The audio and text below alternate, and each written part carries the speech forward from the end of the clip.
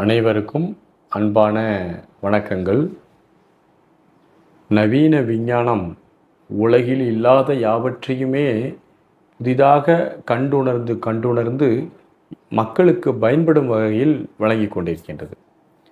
விஞ்ஞான வளர்ச்சி கல்வித்துறை, அறிவியல், மருத்துவம் ஆகிய எல்லா துறைகளிலுமே விஞ்ஞானம் தன்னுடைய தன்மையை அகன்ற அந்த கோணத்தை பார்வையை விரித்து வருகிறது.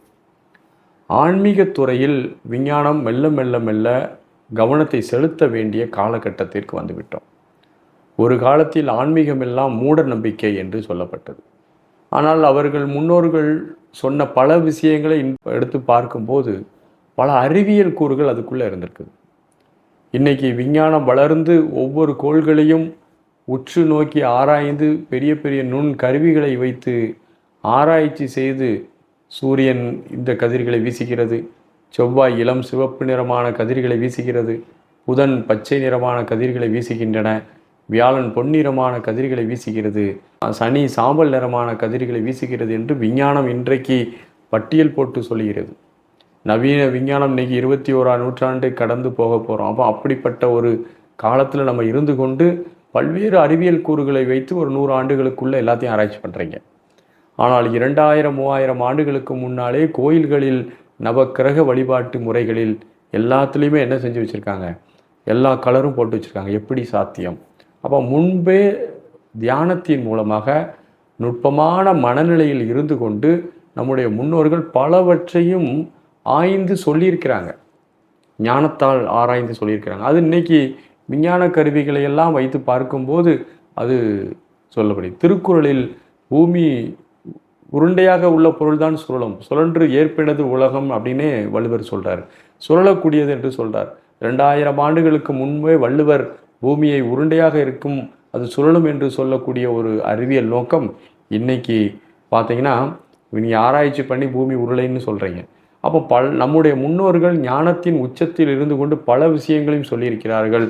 அது அனைத்தும் உண்மையாக இன்று விஞ்ஞானத்தால் ஒத்துக்கொள்ளப்படுகின்றது. இப்படிப்பட்ட ஒரு சூழ்நிலையில் ஆன்மீகம் துறையும் நம்முடைய முன்னோர்கள் பலரும் ஆன்மீகத்தை குறித்து சொல்லியிருக்கிறார்கள். ஒவ்வொரு மனிதனுடைய உடலை சுற்றிலும் அவனுடைய ஒளி உடல் பறந்து விரிந்து இருக்கிறது என்ற ஒரு கருத்தை, இதை ஒவ்வொரு தெய்வ சிலைகளுக்கு பின்னாடி இப்படி ஒரு போட்டு காமிச்சிருவாங்க. பின்னாடி ஒரு லேயர் இருக்கிறது மாதிரி காமிக்கிறாங்க. இப்படி கைகளை சாமி படங்களில் வச்சு சாமி கையிலிருந்து அப்படி ஒளி அணுக்கள் வருவது போலெல்லாம் காமிக்கிறாங்க. இது எல்லாம் ஒரு காலத்தில் அது கற்பனையாக சக்தி மிக்க ஒன்றாக கருதப்பட்டது. ஆனால் இன்றைக்கு விஞ்ஞான ரீதியாக அது உணரக்கூடிய காலகட்டத்துக்கு வந்துட்டு விஞ்ஞானம் இந்த நுட்பமான மனிதனுடைய ஆறாவை குறித்து ஆராய்ச்சிகள் செய்ய வேண்டும். அதை இன்னைக்கு கிர்லியன் ஃபோட்டோகிராஃபி போன்ற சில ஃபோட்டோகிராஃபிகள் அது வெளிப்படுத்துகின்றன. இருந்தாலும் அதை குறித்து இன்னும் நுட்பமாக போகணும். ஏன்னா இன்னைக்கு நம்ம உடல் நலம் சரியில்லைன்னா அனாட்டமியை பிரித்து எடுத்து ஸ்கேன் எடுத்துகிறோம். சிடி ஸ்கேன், பெட் ஸ்கேன், எல்லா ஸ்கேன் எடுக்கிறோம். மைண்டு சரியில்லைன்னா பகுப்பாய்வு முறைகளில் மனதை குறித்து பல ஆராய்ச்சிகள் பண்ணுறோம்.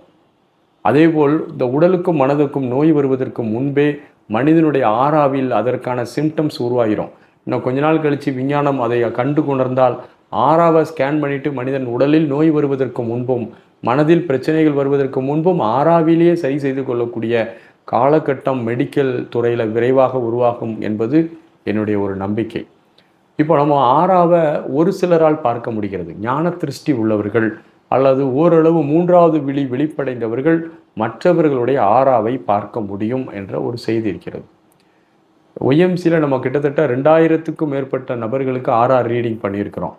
நீங்கள் கேட்டிருக்கக்கூடிய கேள்வி, உங்களால் ஆர்ஆர் ரீட் பண்ண முடியுமா என்று கேட்டிருக்கிறீர்கள். மதிப்பிற்குரிய போதிபாலா சுவாமி அவர்களினுடைய வழிகாட்டுதலில் முறையான பயிற்சி பெற்று அவர் எப்படி ஆறாவை வரையணும் அப்படிங்கிறத அவர் நிறைய சொல்லி கொடுத்துருக்கிறார். என்னுடைய ஆறாவையுமே அவர் வரைஞ்சி காமிச்சிருக்கிறார். அவருடைய முறைகளில் மற்றவர்களுடைய ஆறாவை நாம் பார்க்க முடியும். அதற்கான நுணுக்கங்கள் இருக்கிறது, எல்லாராலையும் பார்க்க முடியாது. சில யோக நுணுக்கங்களை ஒருவர் முறைப்படி கையாளும் போது, அவர் பயிற்சி செய்யும் போது அவருக்கு அந்த திறன் கூடுகிறது. இந்த கண்களால், ஸ்தூல கண்களால் ஒரு குறிப்பிட்ட தன்மையை தான் பார்க்க முடியும். அப்போ இந்த ஸ்தூல கண்களுக்கு சூட்சுமமாக பார்க்கக்கூடிய திறனை ஏற்படுத்தக்கூடிய நுண் பயிற்சிகளை நாம் எடுத்துக்கொள்ளும் போது இயற்கையாகவே மற்றவர்களுடைய ஆறாவை ரீட் பண்ண முடியும். இப்போ நம்மலாம் ஒய்எம்சிக்கு வர்றவங்களுக்கு அவங்களுடைய ஒரு ஆறா ஷீட்டுன்னு வச்சுருக்கோம். ஒவ்வொருத்தருடைய ஆறாவை நாம் குறித்து அதை வரைந்து அந்த சக்கரங்களுடைய அளவு பெரிதாக இருக்கிறதா சிறியதாக இருக்கிறதா அப்படிங்கிற எல்லா விஷயத்தையும் நம்ம ஒய்எம்சியில் ஆர்ஆர் ரீடிங் பண்ணி நம்ம பண்ணுறோம். ஒருவர் ஆர்ஆர் ரீட் பண்ணும்போது ஆறாவில் பல்வேறு விதமான தன்மைகள் இருக்கிறத பார்க்க முடிகிறது. ஒவ்வொருத்தருடைய ஆறாவும் ஒரே மாதிரி இல்லாமல் இருப்பதை பார்க்க முடிகிறது. அவர்களுடைய மனநிலையினுடைய தன்மை ஆறாவில் வெட்ட வெளிச்சமாக தெரிகிறது. இது போன்ற நுணுக்கமான செய்திகளை நம்ம ஒரு காணொளியில் ஒரு சாதாரணமாக ஒரு 5 நிமிஷம் பேசுகிறதுல நம்ம சொல்லிட முடியாது. மக்கள் இதை முறைப்படி பயிற்சி எடுத்துக்கொண்டு, தகுதியும் விருப்பமும் இருக்குது, வாய்ப்பு இருக்குது, நாம் பயிற்சியை கற்றுக்கொண்டு எல்லாரும் ஆர்ஆர் ரீட் பண்ண முடியும். என்னால் மட்டும்தான் பண்ண முடியும், நான் பெரிய ஆள் அல்லது ஆர்ஆர் ரீட் அப்படின்லாம் ஒன்றுமே கிடையாது. எல்லாரும் பண்ணலாம், யாரும் பண்ணலாம். சரியான பயிற்சி எடுத்துக்கொள்ளும் போது அந்த ஸ்கில் நமக்கு வரும்போது நாமும் மற்றவர்களுடைய ஆறாவை பார்க்க முடியும் என்பதுதான் என்னுடைய பணிவான கருத்து. வாழ்த்துக்கள். நன்றி. வணக்கம்.